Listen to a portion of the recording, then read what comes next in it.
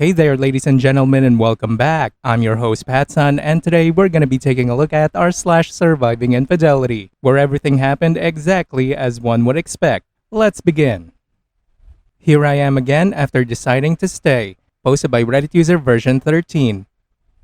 Me and my fiancé have been dating for 2 years and have lived together for a year and a half. I proposed to her on May 12, 2021. We met on Match.com and life was amazing, starting with our first date. After dating for 6 months, we moved into a brand new apartment to start an amazing life with 2 very sweet kiddies. Her family and my family are awesome and get along well. Everyone was pumped for the wedding. I work in college education and she is studying for her registered nursing exam. We were ready to have a baby by 2023, and the parents couldn't be any happier for us. We have already visited multiple wedding venues in multiple cities and decided that we were ready for this and a baby. In fact, we started purchasing baby clothes and teething toys in anticipation. Here's where things get tricky. At the beginning of our relationship, we decided not to have kids and I was cool with it. She wanted to finish school, get a job, and then we would vacation. However, as this second year passed, she changed her mind and did want to have a baby, and I said if that's what she wanted, I'm down for it. She secretly took this type of answer to mean I really didn't want kids.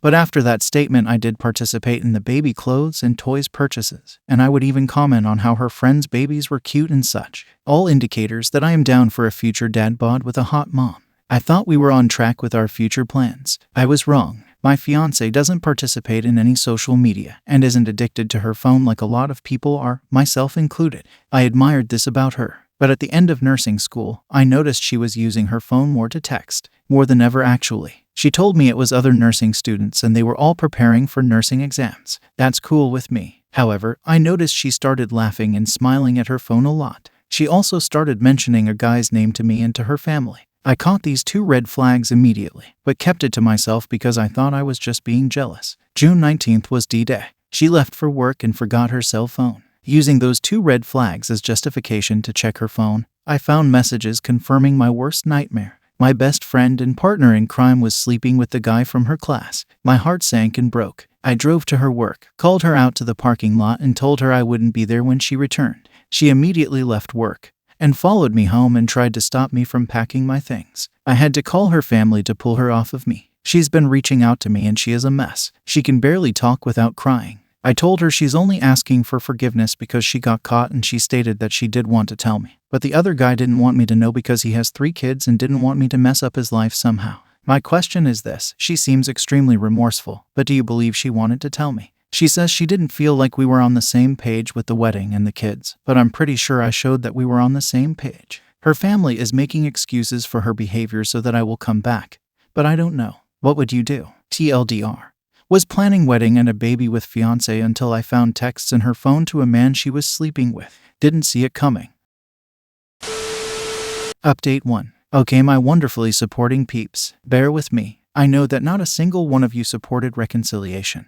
But I did speak to her via the phone because I needed to know it wasn't my fault, even though I knew it wasn't my fault. I wanted her to say it. The last post had 311 comments and we're all in this together now. Here's what I learned. Not all of it is new, but connecting the dots is new. My former fiancé has communications issues with her mom who suffers from bipolar disorder. As a child and as an adult, a primary source of love for her has been unreliable in the communication. My fiancé needed to feel love and safety from her mother. So my former fiancé abandoned the mother-daughter ship several times. Her ability to communicate her needs wasn't being developed because of this back and forth, inconsistent relationship with her mom. Now, how did this affect our relationship? My former fiancé says she projected her negative feelings about communication onto me since I became a primary source of love, and as things got more serious, example, wedding and baby planning, she abandoned ship by cheating. Yes, I know, it doesn't justify the cheating, but at least I know she was at fault for not fixing her communication issues years ago. She said this a relationship issue for her. This is the reason she wants couples therapy. Now check this out. Her and I co-lease a very nice luxury apartment. I'm not flexing, just letting you know what's at stake. I worked hard for this apartment and I put down lots of deposits and fees to get us in there. I pay all the bills and she only pays her half of the rent.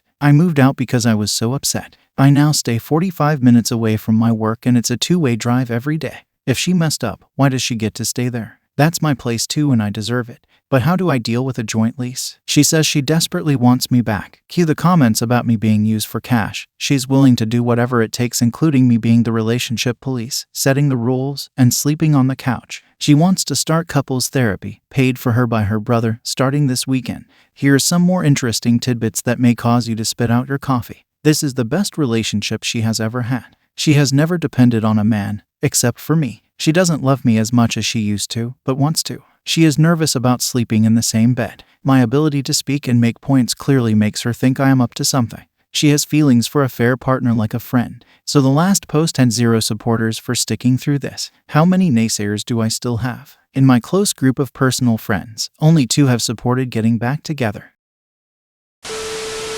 Update 2. Well, I had left this group last year after thinking I had survived infidelity by my then fiancé. At that point, we had been together 2 years or so and everything seemed fine until I went through her phone and discovered she was seeing someone else and having sex with them. I noticed a behavior change in reference to her phone and this prompted my search of her cell. I confronted her about it and told her I was leaving. And I actually did leave for a couple of weeks, but every day she would cry and beg for me to come back. Like ugly cry big time. She offered to pay for couples counseling, which I didn't think I needed, but she said it would help. It turns out the way her mother treated her in her childhood was the reason she cheated on me. She cheated on me before and after the engagement. She swore she would change. Everything was good again. I was an idiot. We got married.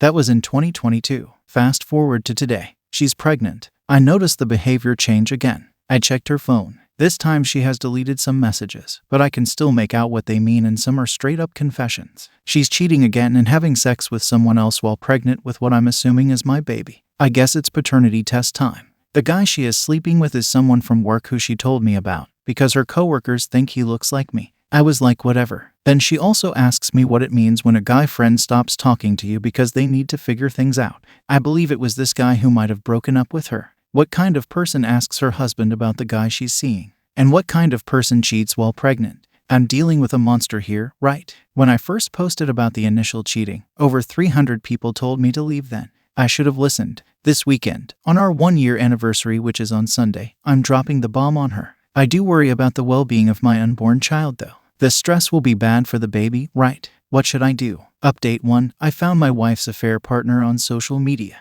On D-Day, Sunday, should I send her the screenshots I have the texts between my wife and her husband? Update 2. After finding out on a Thursday night that my new wife was cheating again, I held it all in on Friday and said, as I had family events that I didn't want ruined because of my discovery. On Sunday, we both woke up and she said she wanted to go out for breakfast. We both got ready and then I called her parents over. They are our neighbors. I sat them all down. I remained standing. And then I dropped the bomb. I told her there were no more chances and she shouldn't lie to me. I questioned her over the texts and their contents and she would pause while answering. I could tell she was thinking of what to say or lie about. I told all of them I wanted a divorce. I then sent the screenshots of their texts to the dude's wife. I found her on Facebook. Now get this, her response to me was, "Are you married to OK?" And I was like, "Ooh, I'm married to a," so she already knew about my wife and him. What hell? Anyhow, they start having their own argument at their house. She asks me to ask my wife if they ever met up at work, a hospital, after hours. My wife confirms they did. He says they did not. I told his wife they are both liars. I asked my wife if she knew this dude was with Kay. She did not.